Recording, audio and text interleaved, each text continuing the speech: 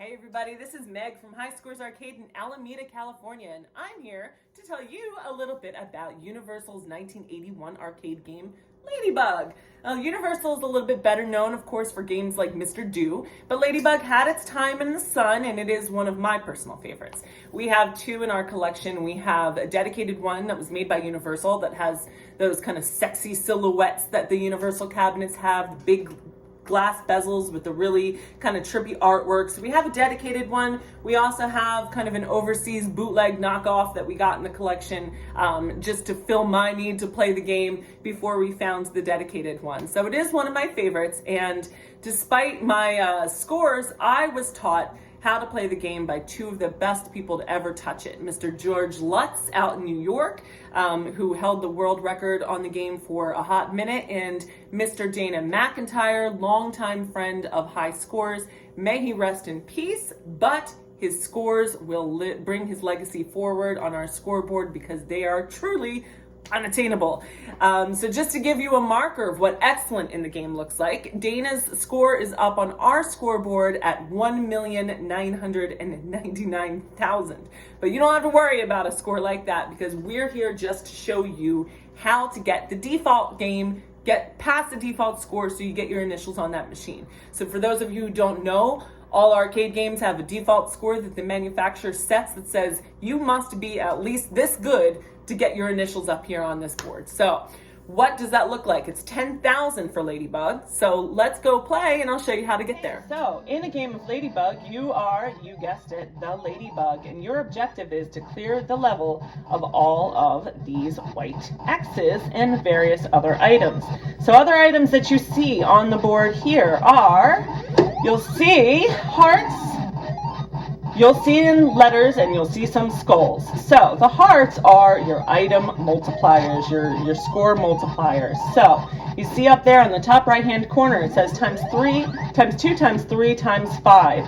So each heart that you get when it's blue will multiply the rest of the items on the level by times 2, times 3, times 5.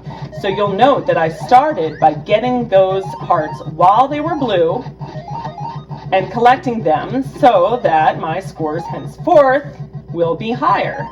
The next thing that you want to take a peek at are the letters that spell out extra and special. So if you get all of the letters while they are yellow, like that, then you'll spell out extra in yellow and it will give you an extra life. If you get all of the letters while they are red, like that, then that will give you a free game if you are low on quarters. Now notice, it's a maze and chase game just like Pac-Man to some degree, only you are in charge of the gateways that you close and you open. So, you want to make sure that you're closing the door behind you, if you will, and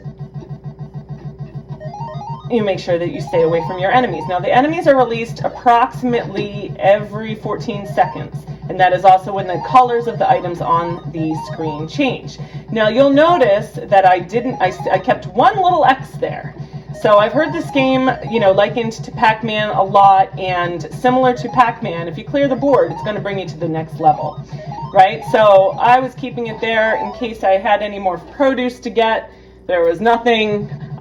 So I went ahead and got that and moved on to the next level. Now the one thing that I wanted to know, again, you'll see I'm starting with the hearts when they're blue to multiply my score by 2 times 3 times 5, right? The one thing that I wanted to point out is that if you get those items and you collect all those items on the board and you count out, you spell out special, you spell out extra, it's going to end your level. So make sure that you got all the points you want to get on that board before you move forward. Otherwise, it's just going to end that level for you and bring you to the next one.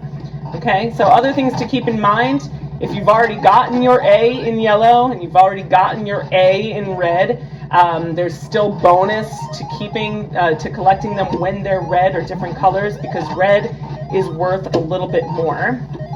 Red is worth 800, yellow is worth 300, you'll see, and blue is worth 100.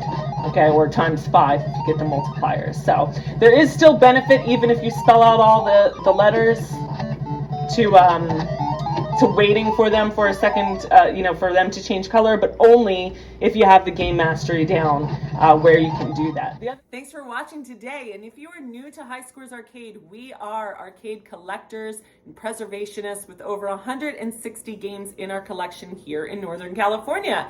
A portion of them are playable at our public storefront in Alameda in San Francisco's East Bay. So come on out and show us what you got, show us your skills.